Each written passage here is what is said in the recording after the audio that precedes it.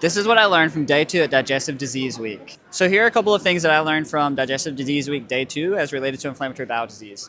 So one of the first sessions that I was able to go to on day 2 was remote monitoring. And if you're not familiar with remote monitoring, this is things like wearing kind of a watch or things that track your steps or track your heart rate so that they can try to correlate that with disease. So one of the things they did was look at activity. So patients who were not flaring, they had higher activity levels. Patients who were flaring had less activity levels, and they were able to correlate this with data from like a watch.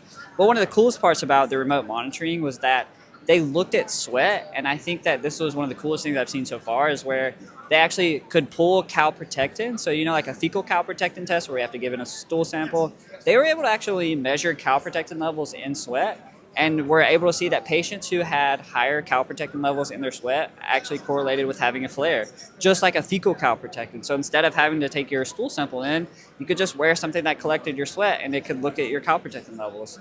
And then the other thing that I looked at was kind of new ways to treat kind of the gut microbiome and how do we combine that therapy. So the gut microbiome is a really big deal still in inflammatory bowel disease, and it's something that's being studied constantly.